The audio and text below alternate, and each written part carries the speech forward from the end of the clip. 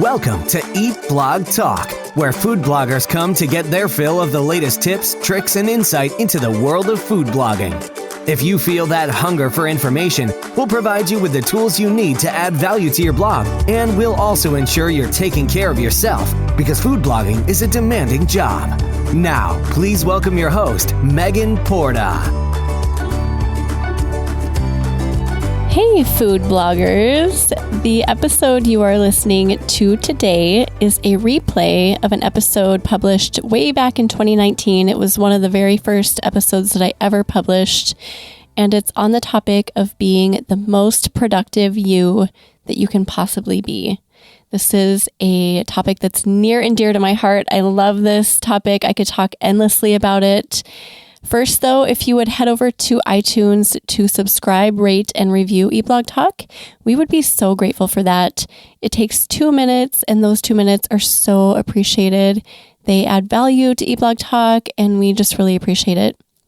Also, are you thinking about diversifying your revenue streams in 2021? There are so many ways for food bloggers to make money in their businesses, and we don't often see that. We have a 100% free email course that will help you sort through some of the possibilities waiting for you. This email course will take you through 5 lessons. They're all so awesome that take a deep dive into monetization strategies that will help you boost your revenue quickly. Let's get some extra cash flowing into your bank account in 2021. What do you say? Go to eatblogtalk.com to get started. Now onto the replay. Enjoy, friends. In today's episode, I will be doing something a little bit different. We are going to switch things up a bit today. My amazing, smart, and beautiful friend Heather will be interviewing me, and we will be discussing the topic of productivity. I know I say this a lot, but this topic is one of my absolute favorite topics ever.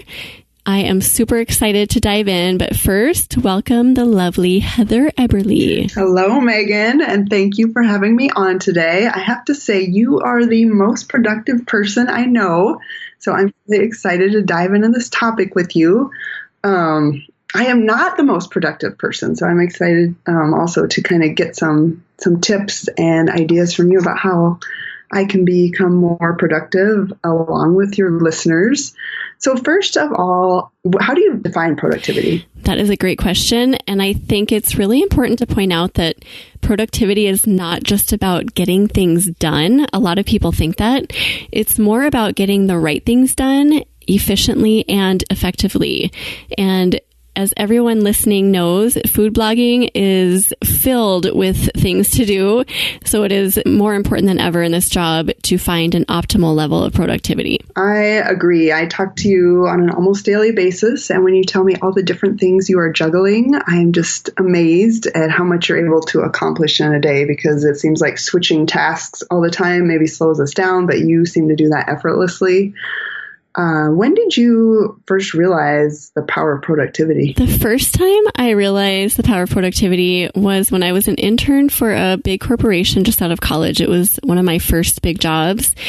And I was super eager to please and to make money and to just be really good at what I was doing. And I remember my supervisor gave me this project. It was the first project she ever gave me. And she was having me recreate PowerPoint presentations based on printed copies of slides. So she handed me these 2 massive binders that were full of printed slides, and she asked me to recreate them and to turn them into digital files. I, at the time, knew very little about PowerPoint, but I had a strong desire to learn, so I just totally dived into this project. She gave me no timeline for getting this project done, but I remember looking through the binder and thinking, I can do this way quicker than she thinks I can. So the first thing I did was I grabbed the printed cheat sheet for keyboard shortcuts that I had seen tacked to the wall, and I just made myself learn them. And then I dove into PowerPoint and I recreated those slides the best and fastest I could. And I whipped through the binders in just a couple of days. And I remember my boss was like completely blown away by that. And she told me that she thought the project would take me weeks to complete, and she didn't have anything else lined up for me. So she was like, can you slow down, please? So I learned a ton from that crash course in productivity. And I have spent the last 20-ish years diving even further into this topic. And I've kind of done so unintentionally. When I look back, I see that I have constantly been honing my productivity skills in each different job that I've had over the years. But that's never necessarily been a goal I've set out for. So today, in my current job as a food blogger, I am creating and putting out into the world more content than ever before in my life. And in addition to that, I have 2 boys, one with special medical and other needs, and a home to take care of, and a husband, and all of the other things that keep us all so busy in life. So I thought it might benefit food bloggers to hear the productivity tips that I have used over the years and that I currently use and have spent so many years kind of finessing. So that's kind of how I got into it and interested in it. It was a little bit unintentional, but I just saw that there was so much potential for increased productivity, and I just made myself learn every aspect of it, and I have a ton of tips to share. Well, that's an awesome story, Megan, and I think it just kind of sheds a light on how over these last years you have seen productivity work for you and just continually add different tips and tricks that keep you very, very productive. So what are some of the other things that you do maybe on a daily or weekly basis to stay productive? So I guess I would start with the basics that I employed way back in those days that I was talking about earlier, when I just kind of dove into productivity. So a few of those would be just being laser focused. So for any project that I'm working on as a food blogger, whether it is writing or editing photos or doing SEO research, I just know before I dig in on any particular day that I am going to be the best fill in the blank that I can possibly be. And I've found recently, in recent years, that batching my work really helps with this, because with some tasks, it takes a while for me to get into the groove. And once I'm in a groove, almost magical flow has been created and things become so much easier. That has really helped me to be laser focused. And then later I can talk about different things that help me to be laser focused.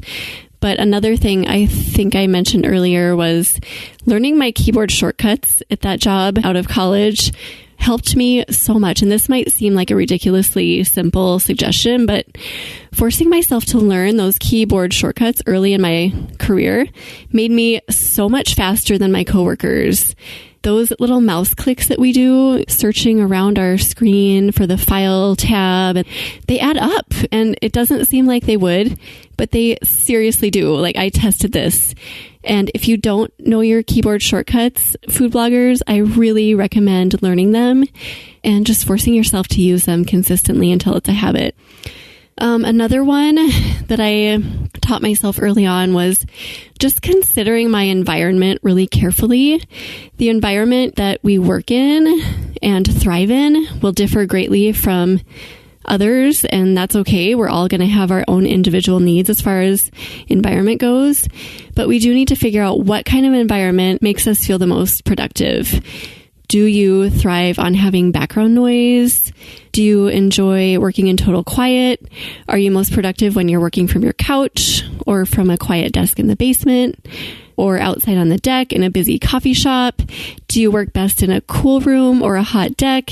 Figure that out and put yourself there. And that actually might vary from day to day. For me, it does, or season to season. Totally true for me. In the winter, I work best from my couch alone in my living room. And in the summer, I work best sitting out on my front porch on the swing. You just kind of have to be in tune with that and like really learn where you're most productive and kind of go from there. So those are kind of the basics that I started with, and then I've just built on those. I've just learned so much more about productivity since that first taste of the corporate world. And one thing I say to myself a lot is my personal revised version of the phrase that goes, work smarter, not harder. I have never liked that phrase because I believe that especially as food bloggers, we need to definitely work smart, but we also need to work hard. I will take that phrase one step further and say that we need to work concentrated. And when I'm like in the flow and really getting a bunch of stuff done, that is the word that comes to my head. Like you are working concentrated right now. And that's what I aim for. I don't want to just work smart or just work hard. I want to put them together and create this like magic concentrated work that I'm producing. Working smart and on the right things is super important, but I also believe that we need to work super hard to achieve success. I don't know why anyone dropped the not harder from that phrase, because I just don't think that's true. When you combine these two words, your work becomes concentrated, like I said, and this is absolutely vital to food blogging success. You've got all the good information. What I think is interesting that you touched on a little bit ago was how seconds add up in a big way. Like you were talking about your keyboard shortcuts. You know, it might not seem like a big deal, but it is seconds. And every second you can shave off doing something quicker means that you can get more done. That part of it is not necessarily harder. When you say the work smarter, not harder, that's the part of it that is work smarter for sure. Keyboard shortcuts, they're easier, they're smarter, and you're going to save a lot of time just doing things like that.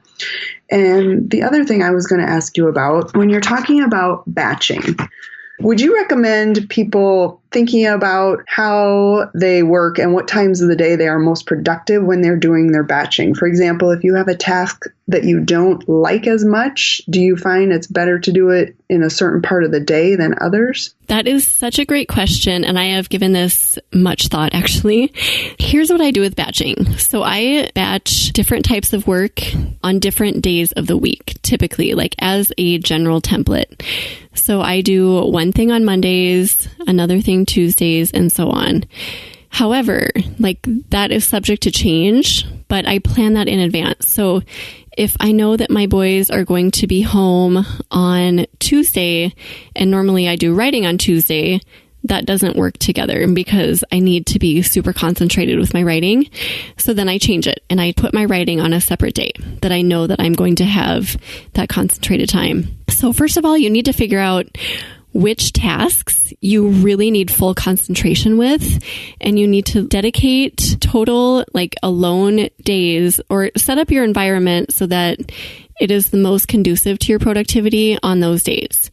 Okay, so also taking that a step further, so I do schedule my most difficult or most not as eagerly anticipated tasks that I don't necessarily love doing in like early mornings. Currently, I am doing this podcast, right? And one of the things that is not my favorite thing in the world is editing the audio interviews.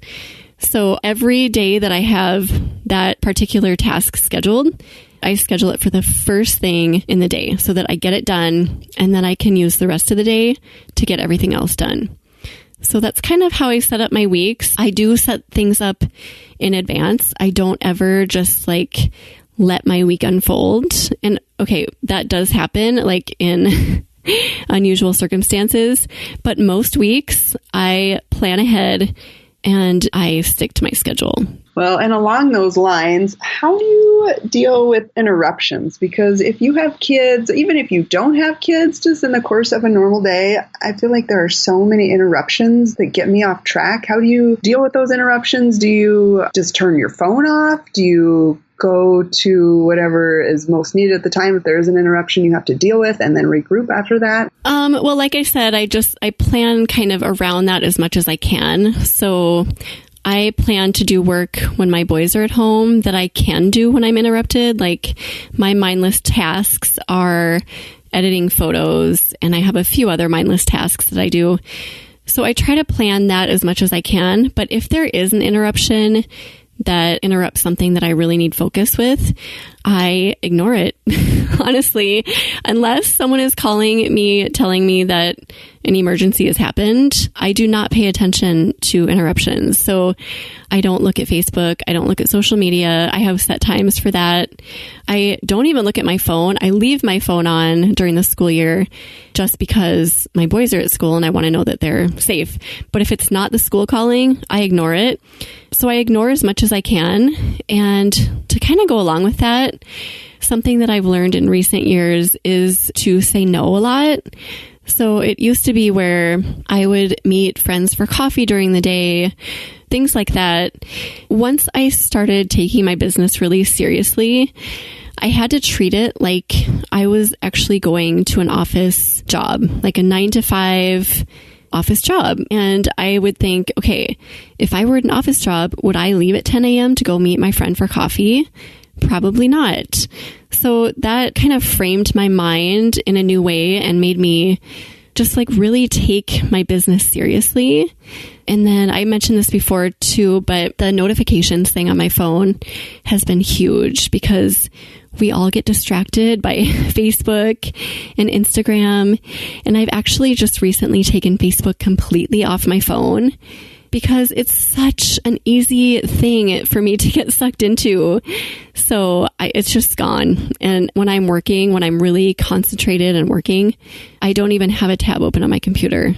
Just like taking those distractions away that you know will pull you in, I think is really a really smart thing to do. So, well, I love that. First of all, I've taken Facebook off my phone before. It's just, it's so easy to just hit the app button and go in there. It's a little bit tougher, not tougher, but you think a little more about it when you're logging in on your computer. So along those lines, one more question about this. What do you do if you need a break? What do you do when you take a break that doesn't take you so far away from your work that it's hard to get back into it? But if you just need to get up and stretch for a while, are there certain things that you do during that time? So first of all, I try to schedule in breaks so that I know they're coming. And I do these little rewards for myself throughout the day. So one of my things is naps. I love naps so much. It's like the best reward I could ever get is a nap. So what I'll do is I will set up a schedule for myself and say, like, if you get to a certain time and you have everything done, you can take a 30-minute nap before you pick your boys up from school. And it doesn't happen every day, but when it does, it's like, oh my gosh. So just kind of setting the stage for things like that so that you can A, get things done, but then B, get a self-care reward. So I use self-care as a reward. I also schedule times, usually in the evenings, to just take care of myself, whether it's sitting down with a book outside or playing a game with my boys or going to the park or whatever it is. I just set that time aside, and I've actually started putting it into my calendar so that when I see it, I'm like, okay, that is off limits. I cannot do work during that time because I am like, if I don't do that, I will work around the clock. I am just like, food bloggers have a lot to do and the list never goes away. Literally, like there is never a time when I'm like, oh good, I'm caught up. No, that doesn't happen. So if we don't set those times aside for ourselves, then I get into big trouble. So I don't even know if I answered your question. Does that answer what you were asking? Yes, it totally did. And I think we could do a whole podcast on the self-care side of things because it is hard when you work at home. I know I work at home and I find myself, during my breaks, I find myself doing things like laundry or just other household tasks that need to be done. So I like the self-care thing that you do because what happens, I think, in a lot of instances is that goes away. And it's really non-existent. So that leads me to another thing that I have employed years ago and that I still live by. I never, ever do housework during my working hours. I set my working hours every single day. Like when my boys are in school, it's from 9 o'clock until 3 o'clock or 4 o'clock. And during that time, doing laundry or dishes or anything relating to housework is completely off limits. So it's not even an option for me. I have other times when I can get that done. I can get up early. I do it before bed or in the evenings after I've done my scheduled self-care time. But housework during the day is not allowed for me. I love that. And I think it is just getting into that habit. What do your routines and habits look like on a daily basis? I know you talked about the not doing housework, and I know every day is going to be a little different depending on if your kids are in school or not in school. But what are some types of routines that you do pretty consistently throughout the year? My work changes from day to day, but I guess the thing I'm really consistent with is buckling down and working as much as I can on whatever given task is on my agenda that day. I guess that's really the only way I know how to answer that, because I just make sure that I make the most of every single minute that I have. And I kind of take that to the extreme. Like, I have to go to the bathroom, but I'm like, I have got to get this done. I know that's probably ridiculous. That's self-care, Megan. For lunches, I try to streamline my lunches because I don't want to be in the kitchen for very long. And I try to make things that I can eat while I'm working. And I just literally try to streamline every single thing that I do during my working times. And I try to absolutely maximize every minute. Like, when I leave my house to go get my boys from school, I always ask myself this one question: could you have gotten more done today? And on the days when I say, nope, I could not have, then I feel like, yes, that was awesome. But then, of course, there are days when I'm not feeling well, or I did get distracted, or I just wasn't doing the right work for my mindset that day. And then I note that, and then I make changes for the next day and the next week. So I'm always learning and always improving my processes, but it is like a journey. It's not like I couldn't have sat down with this list that I have in front of me 20 or even like 10 years ago and done all of this. It is such a journey, and just like learning about myself, what works for me, and just kind of going from there. I think that's so important. And it changes over time, I'm sure. You know, what works for you now may not have worked for you 10 years ago, may not work 10 years in the future. So that absolutely evolving. And as far as we talked about self-care a little bit already, but are there other certain things as far as healthy eating, getting enough sleep? I'm sure all of that factors into. I know when I don't sleep, my productivity just goes out the window if I'm tired or if I'm not getting exercise or eating right. So how do you deal with all of that? Yeah, you are totally 100% right on that. On days when I did not sleep well the night before, it is so hard for me to stay on task and to stay focused. So it is really important that I get a good night of sleep, but that doesn't always happen. I'm a mom. I have a million things to do every day. So of course I have those occasional nights where I wake up at 3 a.m. thinking about my list. I mean, I just do the best I can, but I do have one kind of trick that I use for those days when I'm either like really tired or sick or just something throws me off. I have what I call my backup task list. On days when I'm tired, I pull out that list and I start chipping away at it. My backup list is for things like photo editing, things that I can do that just don't take me a whole lot of brain power. I like to think of it as like, just keep doing the next thing. Here's what I do. I just reach for something, anything that's in front of me that I know needs to get done, even though it's not a part of my whole master plan and it's not on the schedule for today. I just, in these times, try not to think too far in advance and just accomplish like one thing, because I know that one thing eventually needs to get done.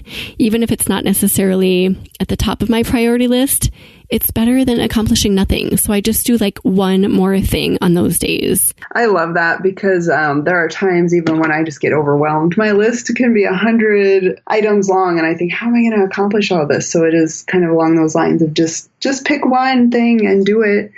And I know we've talked about backup tasks versus mindless tasks? Is there a difference for you in those two things? Is there a distinction, or are they kind of the same? That is a really great question, and I've never actually thought about that. Okay, so mindless tasks, I definitely have a category for in my brain. They are a little bit different from backup, but they overlap a little too. So I have backup tasks set for days that I'm off or tired or sick, but also I have backup tasks that are ready for times that I'm waiting. So I do a lot of waiting. I wait for my boys to get out of school. My oldest son, Elijah, as you know, he has a lot of medical appointments. So we are in doctor's offices quite a bit in certain seasons of the year. And then there are just like, we all have those times when we're waiting. So I keep certain tasks aside for those times because I know they're coming. I know these tasks are easy to do on my phone. A lot of it has to do with Instagram and stories and posting IGTV videos and things that can easily be done on my phone. Sending emails is another one, or replying to emails. So they are kind of different, but they do overlap. Okay, I like that.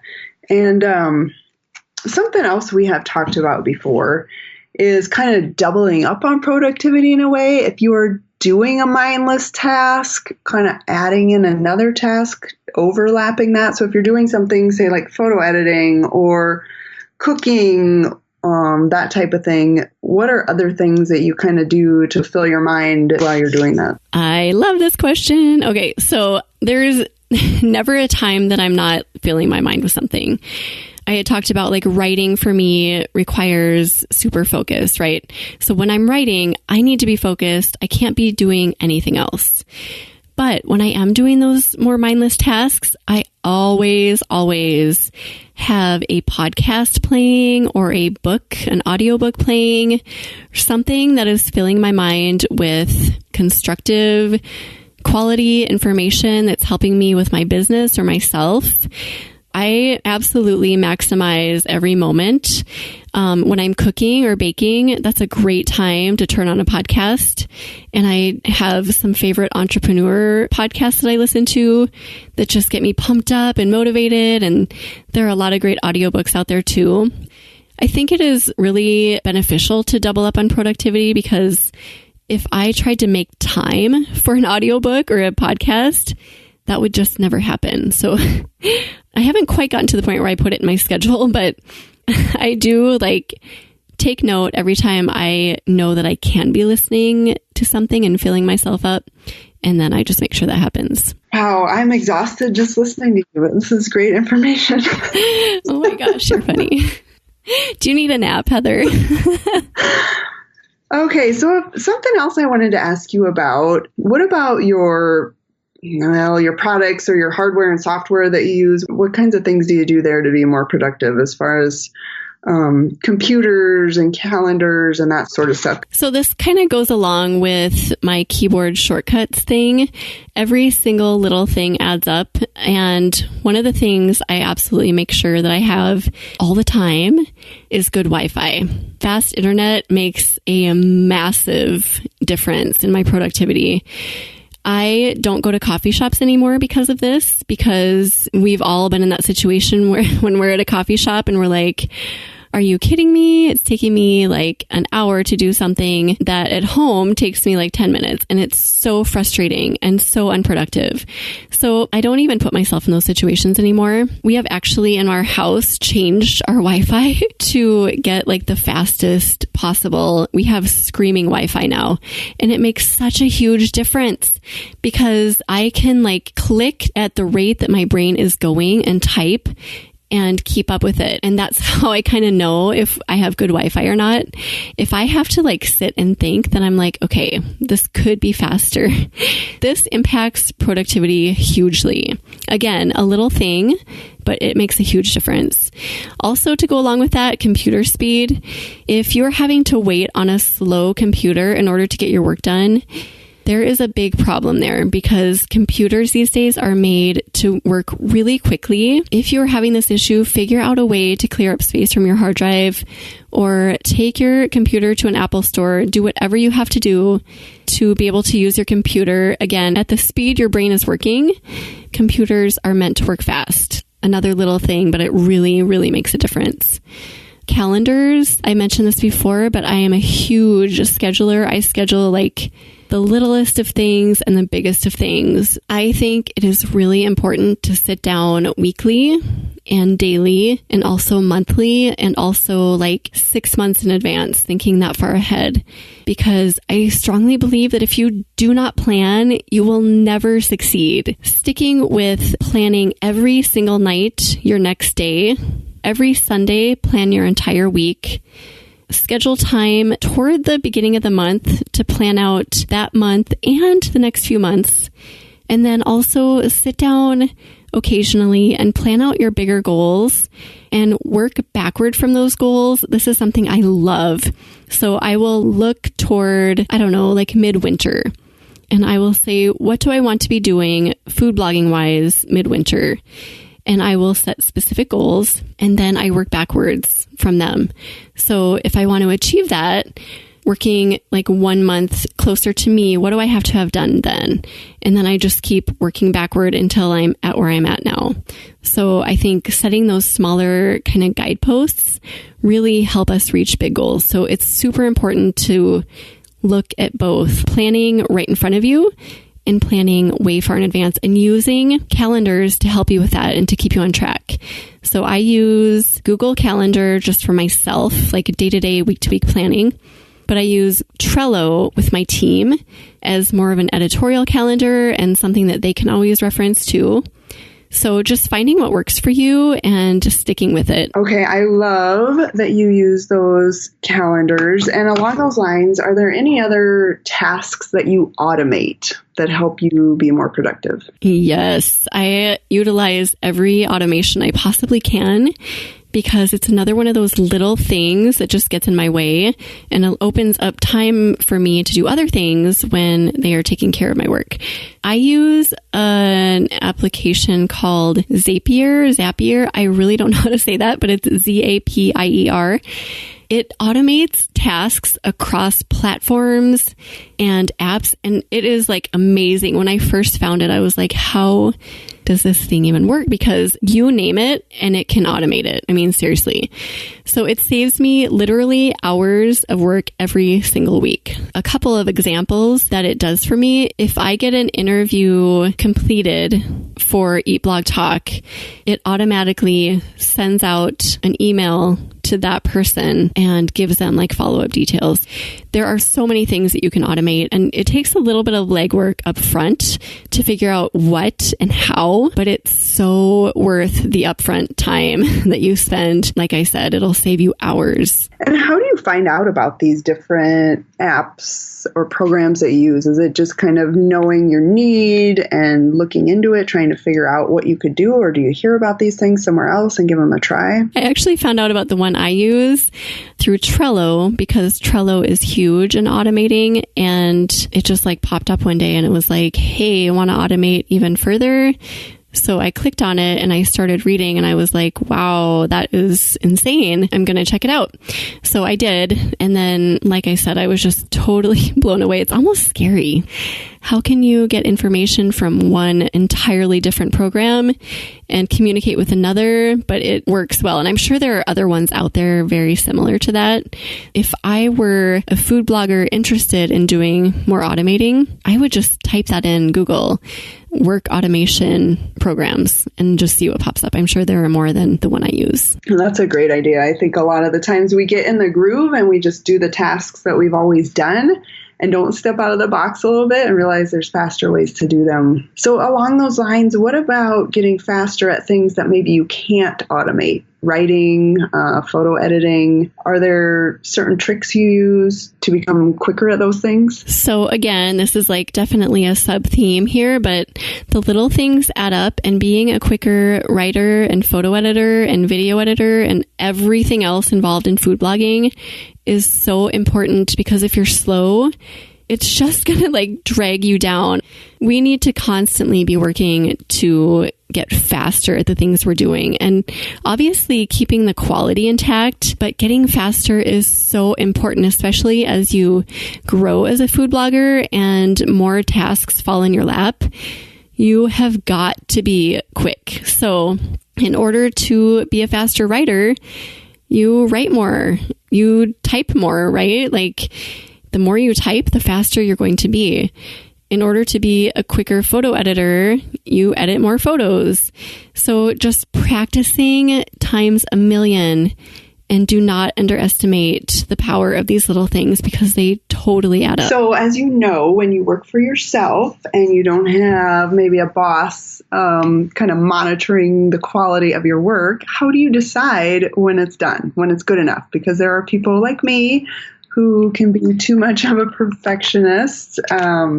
It's really hard to let go sometimes. So how do you find that line between, doing it quickly, but also having the quality and just knowing when it's good enough, I guess? That is another really great question. I guess for me, having a really strict schedule for myself really helps, because if I have a mango salsa that has to be posted, it's on my calendar, and it says it has to be posted on Tuesday, then it has to be posted on Tuesday, because if it's not, then everything else that follows is going to be messed up. I just have like those hard deadlines for myself, barring like unforeseen issues. I just do not let myself change those deadlines.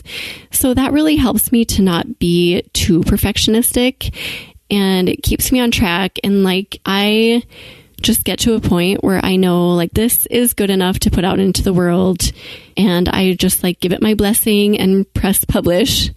There are times when it's not. Like, I know if I'm rushing too much and my work isn't super quality, I know that I need to take a step back, maybe go take a breather and come back to it. It's just like one of those things you learn as a food blogger. You have standards, and it's like having a good zone, a great zone, and a perfect zone, which doesn't exist because nothing's perfect, right? Knowing when it falls into the great zone and being okay with it. And here's the great thing about food blogging. Later, you can go back and you can change it, but you've got to get it published first. So the key is knowing when it's great, getting it into the world, and then being okay with knowing like if it's not to the exact standard that you want it to be, you can go back and change it later. Well, that kind of ties in. You probably answered the question that I was going to ask next, which is, because you are very disciplined and committed, I was just curious to see, say you had a post or a video or anything scheduled for today. It's the end of the day, you've worked on it all day or for several days, and you just don't feel great about it, but yet your calendar says publish today. What do you do? Oh, tricky question. See, I never let myself get to that point because I plan ahead. But if I didn't plan ahead and that happened to me, I would not publish it, because I've done that before. In my early days of food blogging, there were a few posts that I put out that I knew were terrible. I knew the recipe was terrible. I knew the photos were terrible. And once I put it out, I felt like garbage. And so I pretty quickly went and retrieved the post and just like deleted it or redid it. So if that did happen, I would definitely not press publish, and instead I would probably it's okay to like give yourself some grace days on either end. So I would just either redo it and publish it knowing it was better, or I would find another piece of content and do that. And something else that is great for food bloggers to do in that situation would be to find really old content and just update it. We all have those posts and photos that are so bad from like 5, 6, 7, 8 years ago that need some love. In situations like that, I think it would be a great idea to look back on some of those and maybe like retain the copy and the recipe, but just take new photos.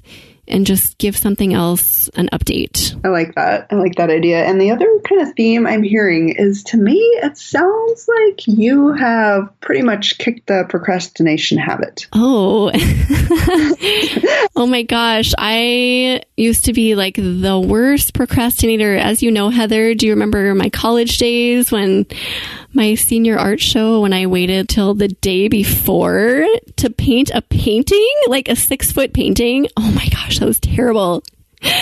I was the worst procrastinator. Lately, I have seemed to kick that in the realm of food blogging, which I love because nothing good comes from procrastinating and it feels awful. So yeah, I think it's really important, if you are a procrastinator, to confront that head on and deal with it and demolish it, because you cannot plan being a procrastinator. You cannot be productive. Do anything you can to get rid of that. How do you stay productive on vacation? What do you do about vacations? Do you set work aside? Do you work part of the time? Does it depend on the time of year and the length of the vacation? Kind of walk us through that. Oh, this is so tough for me to answer because I'm like terrible at putting my work down. There are certain vacations that I take with my family where work is just completely off limits. But there are also vacations where I have the opportunity to do a little bit of work. So I do. And thankfully, I have a super understanding husband who is like, totally do what you got to do. But I can see like a situation where a spouse might not be so understanding. So you would just need to like set it down. And again, planning and scheduling is a huge part of that. Because if you don't plan and schedule, you will never have a true vacation where you can just walk away from work. With food blogging, it gets a little gray because there are daily tasks that we do that need love, like commenting on people's Instagram feeds and putting a story up on Instagram, and just those little things that we kind of get in the habit of doing day to day. That makes vacation really tricky. So it's kind of a hard one to answer. I guess I'm just like, I try to be really smart about how much work to do on vacation. And when I do work on vacation, it's really minimal. So I try to plan ahead as much as I can, get my posts scheduled so that I don't have to worry about posting on vacation, and just take care of those little tasks that are fairly mindless and I can do while I'm sitting by a pool or whatever, and it's not a huge deal. So that's typically how I deal with vacation, but they all really do vary. This summer, as you know, I launched this podcast while on vacation, which was not like the super smartest thing to do looking back.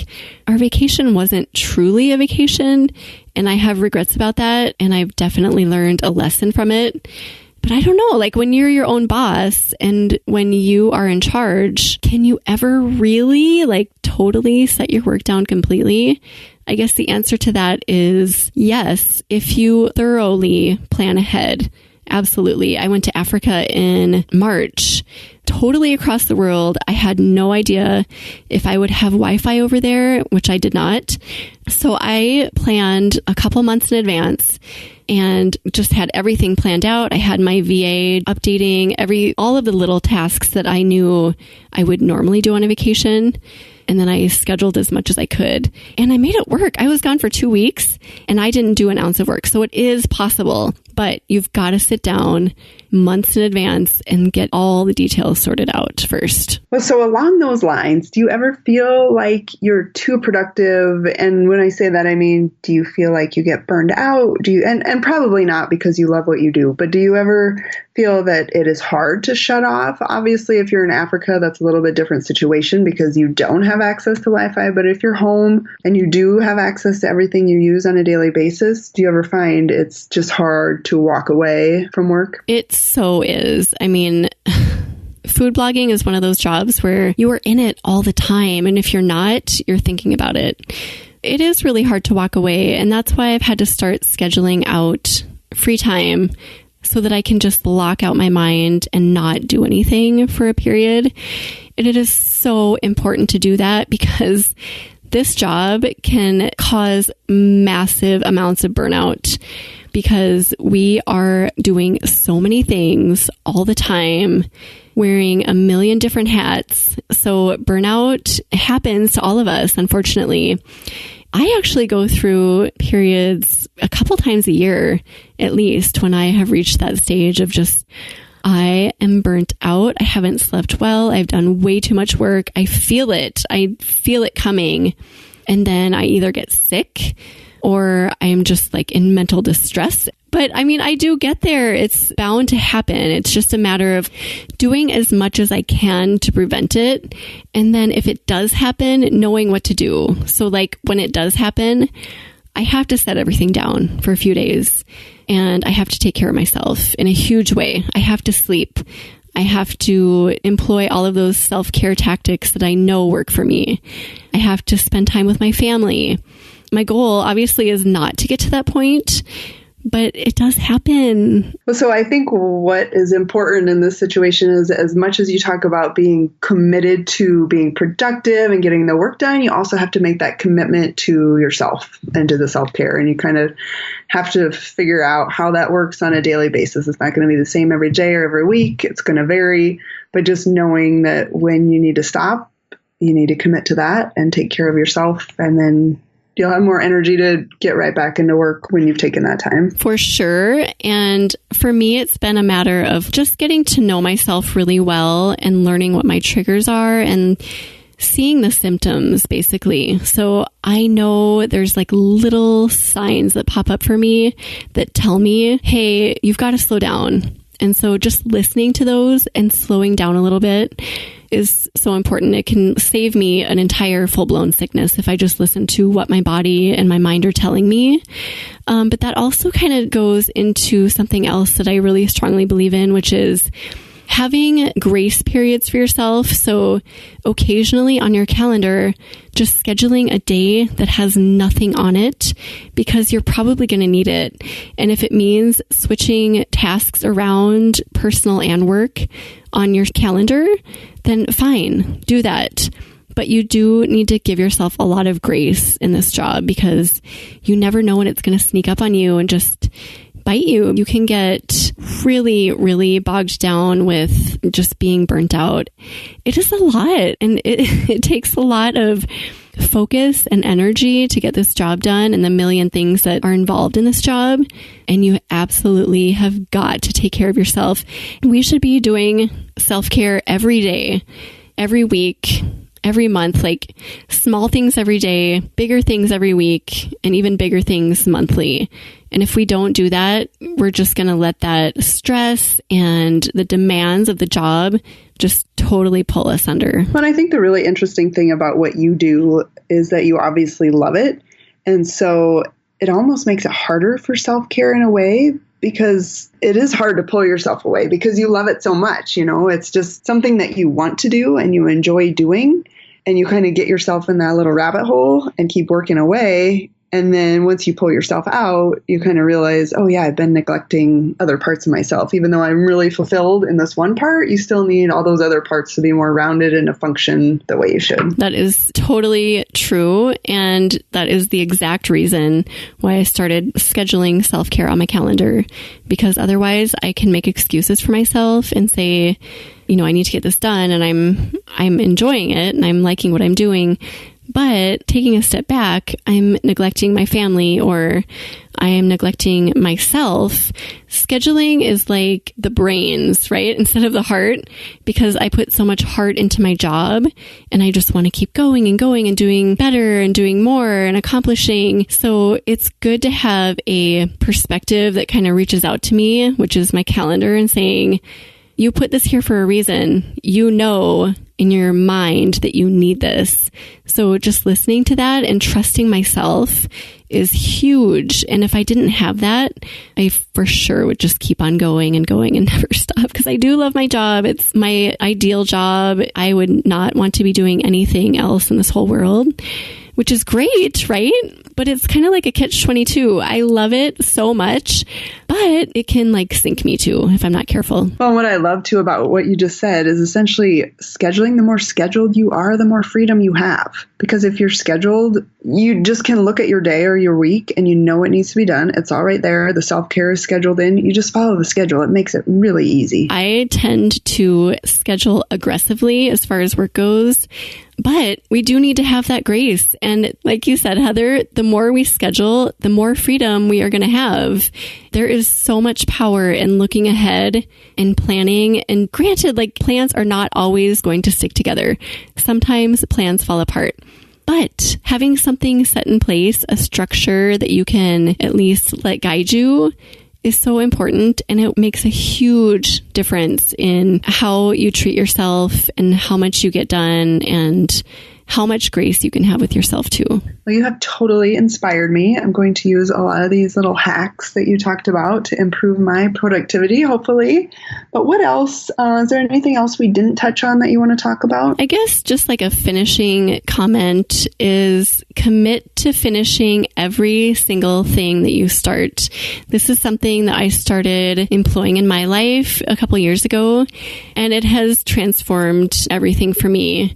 Whether it's my morning routine or my workout or publishing a post for the day or doing something bigger like launching a course or, like whatever it is, big or small, every single thing I start, I always finish. So when I start a workout in the morning and I know it's going to be a rough one, well, I'm in. Like there is 0% chance, unless my house falls on me, that I am stopping this workout. So this mindset, when it becomes ingrained in your brain, it will become a habit for you, which is why it is so important to start those projects and habits that you want to start, because once you start, you will not stop. Committing to finishing everything you start is so huge. And what do they say? There's different theories about how many days it takes to form a habit, but I guess the moral of the story is just be patient. You're not going to form a habit overnight. Give it time, but keep at it. Keep at it every day. And after, 90 days, maybe it'll be a habit and it'll be routine and you won't even have to think about it. Right. Wasn't it like 21 days a while ago? And now it's like 90. And then I heard a podcast the other day. It was like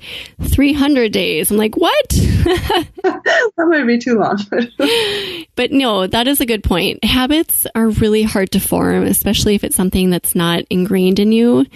But it's so important just to stick with it. If you know it's good for you, whether it's like eating healthy or working out, whatever it is, stick with it. Do it day in and day out. Even when you don't want to, make yourself do it. And then it becomes a habit. That applies to just like committing to not quitting ever. And those little tasks, those little daily things that you commit to build up over time. I mean, you commit to doing something every day for a month, and pretty soon you have 30 days and it compounds. It does. And you look back and you're like, oh my gosh, I did that for 30 days. That's amazing. And that kind of helps to motivate you to keep going and then kind of gains momentum from there. I recommend just like writing things down too that you want to commit to, whether it's in a journal or somewhere on your fridge or somewhere where you can see it every day, putting X's on a calendar or something like that so that you have a visual, like I've done this for 10 days. Forming those good habits, I think that's a really good place to start. That's a good point, the visual part, because I sometimes write things down and then it's out of sight, out of mind if I'm not looking right at it. So putting it somewhere where you do see it every day, all day long, if possible. That's a great idea. Yeah. Well, thank you, Megan. This has been awesome and such good ideas, such good advice. I think everything you talked about is great, and I am so excited to put some of these things into practice in my own life, and I'm sure everyone listening as well. Thank you so much for talking to me, Heather, and patiently listening to me talk obsessively about productivity because it can be kind of a boring topic, but I hope I didn't put you to sleep, and I hope that food bloggers find value in some of this. I just want to say, food bloggers, that you are capable of producing way more content than you think you are. And I encourage you to really strive to reach your optimal level of productivity. And I hope that some of these tips really helped you today. And please let me know how I can help you to reach your productivity goals. Heather, I'm going to say goodbye. So thank you again for talking to me. And maybe we can do another episode on like self-care or something in the near future. That would be great. Thank you, Megan. Awesome. Well, I will see you next time, food bloggers. We're glad you could join us on this episode of Eat Blog Talk. For more resources based on today's discussion, as well as show notes and an opportunity to be on a future episode of the show, be sure to head to eatblogtalk.com. If you feel that hunger for information, we'll be here to feed you on Eat Blog Talk.